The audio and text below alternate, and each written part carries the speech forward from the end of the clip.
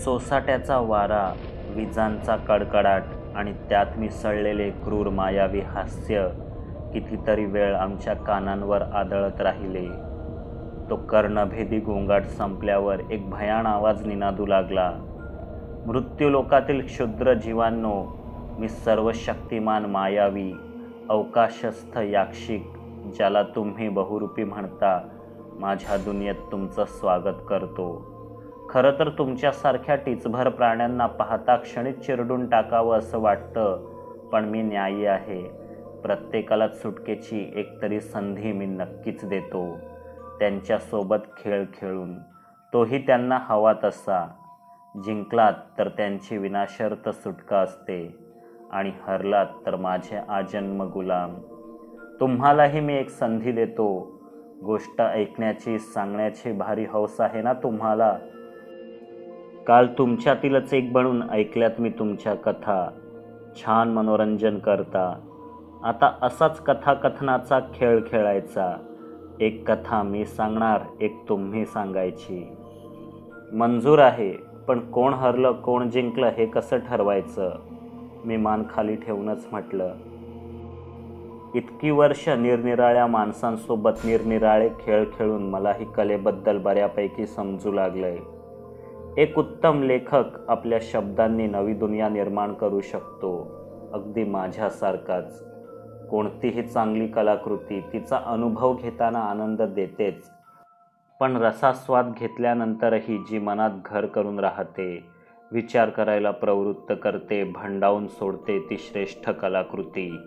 आपल्यापैकी जो अशी कथा सादर करेल तोच विजेता. म्हणजे एकमेकांची कथा ऐकल्यावर जर उत्स्फूर्तपणे आपल्या तोंडून एखादा प्रश्न बाहेर पडला तर आपण हरलो असेच ना? मी विचारलं. अगदी बरोबर, बहुरूपी म्हणाला. आम्ही हरलो तर या तुझ्या मायावी विश्वात आमच्या देहात शेवटचा श्वास असेपर्यंत तू हा खेळ सुरू ठेवशील, पण आम्ही जिंकलो तर आम्हा सगळ्यांना तू इथून सुखरूप जाऊ देशीलच याची काय खात्री? किरणने विचारले. पुन्हा एकदा कानठळ्या बसवणारा कडकडाट झाला. बहुरूपी रागावला असावा. दिलेला शब्द मोडायला मी काही माणूस नाही. तुम्ही जिंकलात तर निश्चितच तुम्ही इथून जाऊ शकता, परंतु जिंकणं इतकं सोपं नाही. मागच्या 500 वर्षात कुणीच माझ्या विरुद्ध जिंकलेलं नाही. त्याने पुन्हा गडगडाटी हास्य केलं. तुझ्या विरोधात जिंकणं अशक्य प्रायच. तू मायावी बहुरूपी, आम्ही साधी माणसं. आपली काय बरोबरी करता येणार? पण तरीही समजा आम्ही तुला हरवण्याचा महापराक्रम केलाच तर आमच्यासोबतच वर्षानुवर्षे वेठीस धरलेल्या भानू आजोबांसारख्या इतरांनाही तू मुक्त करशील आणि पुन्हा तुझ्या या 3 चंद्रांच्या सापळ्यात कोणालाही न अडकवता इथून फार दूर निघून जाशील असे वचन दे. मी विनम्रतेने माझी अट मांडली. इथे आपलेच सुटण्याचे वांधे झालेत. तू इतरांना सोडून देशील काय विचारतोस? तो भडकला तर? मागून सचिन कुरकुरला. बहुरूप्याने थोडा वेळ विचार केला, मग म्हणाला, मुळात तुम्ही मला हरवणंच शक्य नाही. मी अजिंक्य आहे. कुठलाच माणूस मला कधीच हरवू शकत नाही. माणसांना आजवर मी फक्त माझ्यासमोर रडताना, हातापायात जोडताना, सुटकेची भीक मागताना पाहिलंय. तुम्ही पहिलेच आहात जे माझ्यासोबत वाटाघाटी करत आहात. परंतु तुम्ही जिंकणं अशक्यच, म्हणून कुठल्याही अटी शर्थी मान्य करण्यास मला काही हरकत नाही.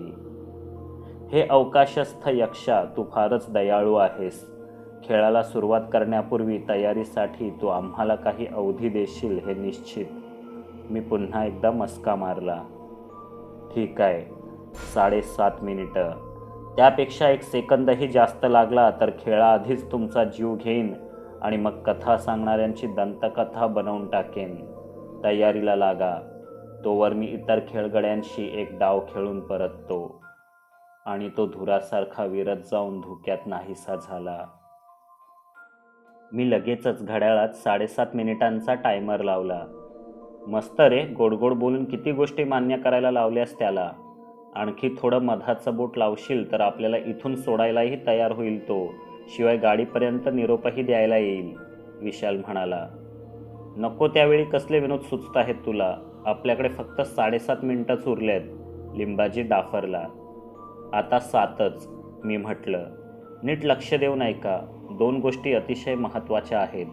पहिली, आपण आपल्या गोष्टीत बहुरुप्याला इतकं गुंतवून ठेवणं की त्याला प्रतिक्रिया देणं भागच पडेल.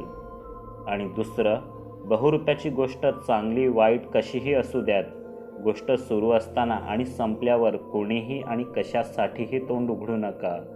तोंडावर ज्यांचा ताबा नाही त्यांनी तर अधिकच काळजी घ्या. मी सचिनकडे पाहत बोलणं संपवलं. माझ्याकडे पाहू नकोस, मी तर पूर्ण वेळ माझी जीभ दातांखाली धरून ठेवणार आहे, सचिन म्हणाला. मी तर म्हणतो सगळ्यांनी तसेच करा, किरणने सुचवले. कथा कोणी कोणी आणि कशा सांगायच्यात, राजेशने विचारले.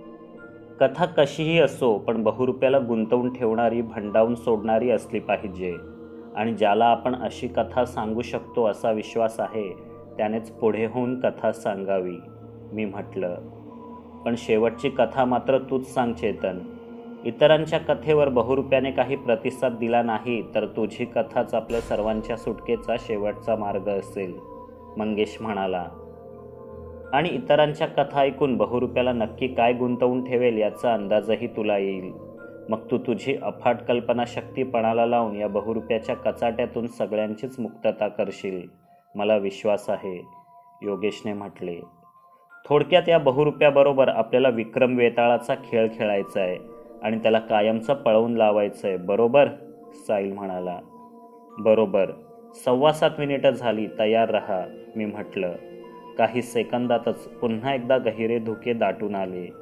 आता एक नवी विचित्र आकृती आमच्या रोखाने पुढे आली. मी पुन्हा एकदा अदबीने म्हणालो, आम्ही खेळाला पूर्णपणे तयार आहोत.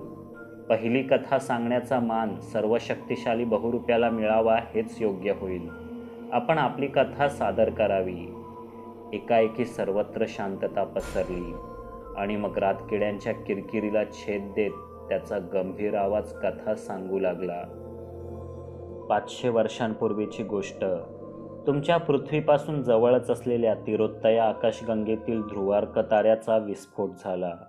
पण त्याआधीच प्रचंड ऊर्जा असलेले त्यावरचे सजीव, ज्यांना याक्षिक म्हटले जाई, इतर ग्रहांवर, ताऱ्यांवर नवीन वसाहतीच्या शोधात निघाले. याक्षिक इतर परग्रहवासियांपेक्षा फारच वेगळे होते. त्यांना कुठलाही आकार, आकृती, रंगरूप नव्हते. कारण तसं असलं तर भेदभाव निर्माण होतात आणि सर्व शक्ती कोण श्रेष्ठ या विवादातच नष्ट होते. म्हणूनच आम्ही याक्षिक पूर्ण निर्विकार, निर्लेप, निस्वार्थी ऊर्जाच होतो.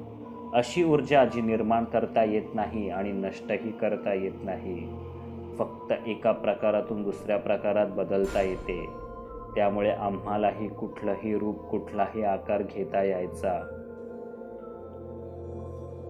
विस्फोटाआधीच सर्व याक्षिक कृष्णविवराचा उपयोग करून दूरच्या मृगव्याध ताऱ्यावर निघून गेले.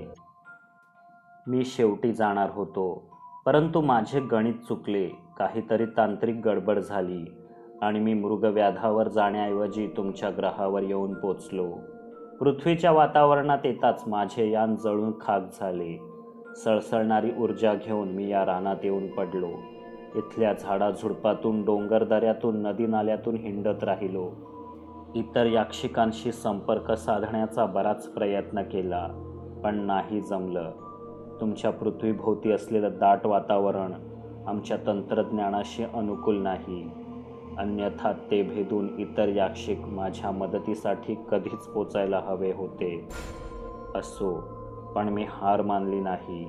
इथेच राहिलो, झाडामाडांसोबत वाढत राहिलो. याक्षिक फक्त धगधगत्या ऊर्जेचे स्रोत असतात, त्यामुळे आम्हाला मरण नसतं. हो, काल परत्वे आमच्यातील ऊर्जा क्षीण होत जाते, परंतु इतर स्रोताकडून ती पुन्हा शोषूनही घेता येते. मी या जंगलाला वाढताना पाहिलं, इथे पशुपक्ष्यांना वावरताना पाहिलं. मग हळूहळू नदी शेजारी गाव उभा राहिला. माणसाची रानात ये-जा वाढू लागली. इतर प्राण्यांपेक्षा बराच वेगळा आणि बुद्धिमान असल्याने मला त्यात रस वाटू लागला. कधी एखाद्या प्राण्याचे तर कधी झुडपाचे रूप घेऊन मी माणसांच्या वस्तीजवळ जाऊन दिवसेंदिवस त्यांच्या हरकतीचे निरीक्षण करायचो. मी मनुष्याच्या संघर्षाचा काळ पाहिला आणि शांतीचाही. बालपण, तारुण्य आणि वृद्धावस्था समजून घेतली. त्याची भाषा, आवडनिवड, मनोरंजन, खेळ सारं काही निरीक्षणाने शिकून घेतलं. जितकं अधिक मला तुमच्याविषयी कळू लागलं तेवढा मला तुमच्यात आणखी रस वाटू लागला. आपणही माणूस बनावं अशी उत्कट इच्छा मनात दाटली आणि एकदा मी ठरवलंच, मनुष्याचं रूप घ्यायचं आणि गावात जायचं. बघूया काय होतंय. मग मी एका निरोगी तरुण पुरुषाचं रूप घेतलं. दूरदेशीचा प्रवासी असल्याचं सांगून गावात प्रवेश केला. लोक माझ्या जवळ आले. त्यांनी मला नाव, गाव वगैरे विचारलं. मी काहीतरी ठोकून दिलं. ध्रुवापूरचा यक्षनाथ असल्याचं सांगितलं. आमचा गाव दुष्काळाने ओसाड झाला. आता सगळं काही विकून या गावात काहीतरी कामधंदा करण्याच्या हेतूने आलोय असं सांगितलं. मग लोकांनी मला जात विचारली. हो, त्याशिवाय मी कुठे आणि कुणासोबत राहायचं हे कसं ठरवणार. जातीबद्दल मला फारसं ठाऊक नव्हतं, कारण ती वरवरून थोडीच दिसते. मी म्हटलं, जात ठाऊक नाही, मला आपल्यातीलच एक समजा. तर सगळेच संशयाने माझ्याकडे पाहू लागले. आत्ताच्या आत्ता निघून जा असं म्हणू लागले. मग मी माझ्या बटव्यात खुळखुळणाऱ्या सुवर्णमुद्रा बाहेर काढल्या. माणसाकडे इतर काही असो नसो, परंतु पैसा नामक वस्तू असणं अतिमहत्त्वाचं आहे हे मला ठाऊक होतं. व्यापाऱ्यांनी, सावकारांनी रानात दडवलेले गुप्त खजिनेही ठाऊक होते. त्यातल्याच थोड्या सोबत आणल्या होत्या. त्या लकाकणाऱ्या मुद्रा पाहिल्याबरोबर उपस्थित असलेल्या सर्वांचे माझ्याबद्दलचे मत अचानक बदलले. प्रत्येकाला मी त्यांच्यातीलच एक वाटू लागलो. मी वागण्या बोलण्यावरून ब्राह्मण, अंगकाठीवरून क्षत्रिय, मोहरांवरून वैश्य आणि बेघर असल्यामुळे शूद्रच असल्याचे निरनिराळ्या लोकांचे निरनिराळे मत पडले. अखेर मला आवडेल त्याच्यासोबत मी राहावं असे ठरले. मग गावातील दुकानदाराच्याच माडीवर मी भाड्याने राहू लागलो. सुरुवातीला खूपच मौज वाटली. गरमागरम पाण्याने आंघोळ करायची, नवनवीन कपडे घालायचे, जेवणात तऱ्हेतऱ्हेचे रुचकर पदार्थ चाखायचे, शेतात राबायचे, भजन कीर्तनात दंग व्हायचे, लहानग्यांसोबत खेळात रमून जायचे. मानवी जीवन मर्यादित कालावधीचे असले तरी परिपूर्ण आहे असे वाटू लागले आणि लवकरच मनुष्याचा खरा चेहरा उघड व्हायला लागला. ज्या दुकानदाराच्या माडीवर मी राहायचो, रोज संध्याकाळी त्याच दुकानदाराकडे मदतनीस म्हणून कामही करायचो. अवघ्या काही दमड्यांसाठी तो धान्यात भेसळ करायचा, टाकाऊ झालेला मालही विकायचा, वजनात फसवायचा. हे असे का विचारल्यावर सगळेच दुकानदार तसे करतात असे म्हणाला. सुगीच्या दिवसात प्रत्येकाकडेच भरपूर धनधान्य होते, परंतु जमिनी नसलेल्या वेठबिगार आणि मजुरांच्या वाट्याला मात्र रिकाम्या झोळ्या आणि भरलेले डोळे असायचे. सर्वांनी सर्व वाटून घेतले तर प्रत्येकालाच वर्षभर पोटभर मिळेल असे मी सुचवून पाहिले, तर लोकांनी मला वेड्यात काढले. पाऊस सर्वत्र एकसारखाच बरसतो, तो कोणाची घरे टाळीत नाही. मग विहिरीवर क्षुद्रांना पाणी भरण्याचा अधिकार का नाही असे विचारल्यावर तर एकच गजहब झाला. मी अधार्मिक असल्याचे गावात काही लोक बोलू लागले. दिवस जात राहिले, वर्षे सरली. माझ्याकडच्या मुद्रा काही संपत नव्हत्या. मी कामाने थकत नव्हतो. चिरतारुण्यामुळे स्त्रिया माझ्याकडे आकर्षित होत, परंतु मला माझी खरी ओळख असल्याने मी संसाराच्या भानगडीत पडलो नाही. वार्धक्याच्या कुठल्याही खुणा माझ्या शरीरावर दिसत नव्हत्या. मी मोहाला, स्वार्थाला बळी पडत नव्हतो. असा परिपूर्ण मनुष्य इतर मनुष्यांच्या असूयेचा, द्वेषाचा विषय बनला. मला काहीतरी काळी विद्या अवगत आहे असे लोक म्हणू लागले. माझा तिरस्कार करू लागले. ज्यांच्या मी उपयोगी पडलो, मदत केली असेही बरेच होते, पण त्यांचे लोकक्षोभापुढे काही चालले नाही. मी लवकरात लवकर गाव सोडून द्यावा, नाहीतर वाळीत टाकले जाईल असे धमकावले गेले. मीही मनुष्याच्या अशा दुटप्पी स्वार्थी स्वभावाला वैतागलो होतोच. एका रात्री गुपचूप या रानात परतलो. तब्बल 25 वर्षे मी मनुष्यासोबत राहिलो आणि काय पाहिले सांगू. बहुरूप्याने असे विचारून मोठा पॉज घेतला. आम्ही हो सांग असे म्हणावे आणि त्याच्या कथेत गुंतलोय हे जाहीर व्हावे असा त्याचा हेतू असावा. पण सगळ्यांनी जीभ दातांखाली धरून ठेवली होती. बहुरूप्याचा पहिला वार निकामी गेला.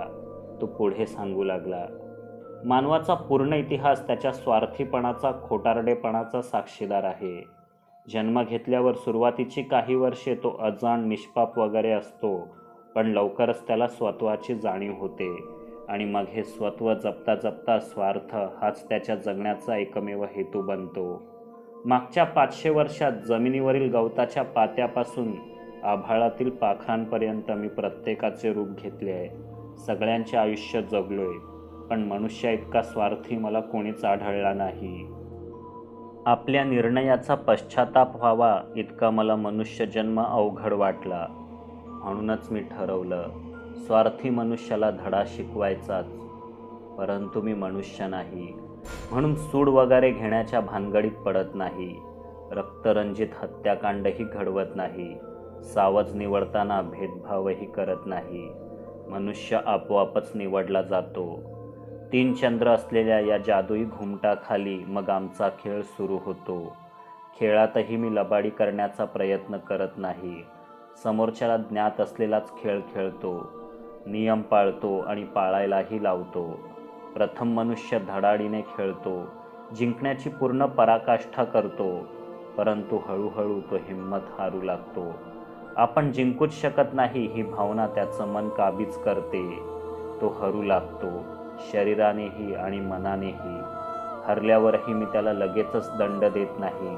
मृत्यू तर नाहीच, गांजलेल्या थकलेल्या त्याच्या शरीराला खेळवत राहतो, असह्य यातना देतो. आयुष्यभर केलेल्या लबाडीचे, स्वार्थीपणाचे हे फळ आहे. हे अपराधीपण मनुष्याला भंडावून सोडेपर्यंत मी त्याला सोडत नाही. आणि मग पूर्णच थकल्यावर माझ्या मायावी दुनियेतच एक दिवस तो स्वतःहून प्राण त्यागतो. बहुरूप्याची कथा संपली असावी. बराच वेळ तो शांत राहिला. कदाचित आमच्या प्रतिक्रियेची वाट पाहत होता. पहिली कथा त्याने स्वतःचीच सांगितली होती. तो कुठून आला, मनुष्यावर त्याचा इतका राग का आहे, तेही कळले. परंतु त्याच्या खेळाची पद्धत फारच अमानवी होती. सज्जन दुर्जनांना सरसकट एकसारखीच शिक्षा तो देत होता. त्यांना असहाय्य, अगतिक व्हायला भाग पाडत होता. त्याच्या क्रूर सापळ्यातून त्या अभागी जीवांची सुटका होणं शक्यच नव्हतं. शारीरिक आणि मानसिक यातनांची मर्यादा गाठायला लावणारा खेळ अखेर दयनीय मृत्यूनेच संपायचा. आणि अशाच एका खेळात आता आम्हीही सहभागी झालो. तोंडातून शब्द फुटू नये म्हणून आपापली जीभ आवरत केविलवाण्या नजरेने एकमेकांकडे पाहत होतो, एकमेकांना धीर देत होतो. बहुरूप्याच्या किंवा ध्रुवार्क ताऱ्यावरून पृथ्वी तलावर विस्थापित झालेल्या त्या याक्षिकाच्या पहिल्या कथेचा शेवट आम्हाला नाउमेद करण्यासाठी पुरेसा होता. आता कथा सांगण्याची पाळी आमची होती. राजेश विश्वासाने पुढे झाला, पण समोर कोणीच दिसेना. कथा ऐकवायची कोणाला? पुन्हा एकदा त्या घुमटाकार समांतर विश्वातील रात्रीला कंठ फुटला. रातकिड्यांचा आवाज चढला आणि रातवेही बेभान होऊन घुमू लागले. कथाकथनासोबतच आम्हाला घाबरवण्याचा आणखी एक साईड गेम कदाचित तो आमच्यासोबत खेळत असावा. ही चिटिंग आहे. तो कथा सांगण्याआधीच आपला आत्मविश्वास डळमळीत करतोय. असं नाही चालणार, योगेश म्हणाला. हो, नाही चालणार, पण सांगायचं कोणाला? लिंबाजी खिन्नपणे म्हणाला. एवढ्यात दूरवर कोल्हेकुळी ऐकू आली, पण ती साधी सुधी नव्हती. जंगलावरील या प्रचंड घुमटात तो आवाज वाढत जाऊन प्रतिध्वनित होत राहिला. आमच्या अंगावरील शहाऱ्यांच्या देहावरही काटा फुलला असावा. अंधारात दडलेल्या रानातील पाचोळ्यावर कुणाची तरी चौखूर पावले धावत असल्याचे ऐकू येऊ लागले. द्वेषाने दात आणि सुळे वाजण्याचा आवाज, जणू कुणाचे तरी लचकेच तोडले जात असावेत. आणि पाठोपाठ एक भेसूर विव्हळणे ऐकू आले. रक्ताला चटावलेल्या कोल्ह्यांकडून जिवंत असतानाच देहाचा फडशा पाडण्याच्या त्या वेदना आमच्या काळजावर ओरखडे उमटवू लागल्या. आम्ही मदतीसाठी जाऊ इच्छित होतो, पण आवाज नेमका कुठून येतोय हेच कळेना. ते विव्हळणं, रडणं हळूहळू शांत झालं. बरं झालं, त्या दुर्दैवी जीवाच्या नरक यातना तरी संपल्या. पुन्हा एकवार गरजणारं जंगल पूर्वीसारखंच शांत झालं. हळूहळू धुक्यातून तो पुन्हा एकदा समोर आला. आता त्याचे ते क्रूर तोंड रक्ताने माखून आणखीच बिभत्स वाटू लागले. घाबरलात? त्याने भयभीत करून सोडणाऱ्या आवाजात प्रश्न विचारला. आम्ही उत्तर दिलं नाही. मी अनेक प्राण्यांचे आयुष्य जगलो, त्यातल्या त्यात कोल्ह्यांचे जगणे मला फार आवडले. एकजुटीने राहणे, शिकार साधणे, कुठलाही भेदभाव नाही. हो, कळपातील मुख्य नराला जरा अधिक सवलती मिळतात, पण ती जागा कमवायला लागते. ती पैशाने किंवा वशिल्याने मिळत नाही. स्वतःच्या कळपातील आणि बाहेरील उमद्या नरांशी प्राणपणाला लावून झगडावं लागतं. तेव्हा तुम्ही नायक बनता. या कळपाचा नायक मीच. इतर असंख्य कोल्ह्यांशी लढून आजवर मी हे पद टिकवून ठेवलंय. लढताना माझ्या मायावी शक्तींचा वापर केला नाही. त्यांच्यातीलच एक बनून नख्यांनी सुळ्यांनी लढलो, घायाळ झालो, नेता बनलो. प्राणी असो वा मनुष्य, स्पर्धेत मी हार मानणार नाहीच. आताही मी माझ्या कळपाचं नेतृत्व करूनच परतलोय. बेसावधपणे या जंगलात येणाऱ्या वावरणाऱ्या मनुष्य प्राण्यावर आम्ही तुटून पडतो, त्यांचे लचके तोडतो, दहशत टिकवून ठेवतो. म्हणूनच तर हे जंगल वाचलंय. भटकंतीच्या नावावर घुमटाजवळच्या रानात येऊन नसते चाळे करणाऱ्या दोघांची शिकार नुकतीच साधून आलोय. मला गरज नाही तरी थोडंसं रक्त चाकतो. आता सवय झाली आहे. बाकीच्या देहांचा आमचा कळप सकाळपर्यंत फन्ना उडवेल. कपड्यांच्या चिंध्यांशिवाय मागे काही शिल्लक राहणार नाही, हाडंसुद्धा. पुन्हा एकदा तो क्रूर हसला. तुझं झालं असेल तर आम्ही आमची कथा सांगू का? त्याच्या कथेत जराही रस नसल्याचं दाखवत मी विचारलं. क्रिकिदुम, त्याने गंभीरपणे म्हटलं. कदाचित त्याच्या याक्षिक भाषेत याचा अर्थ सुरू करा असा असावा.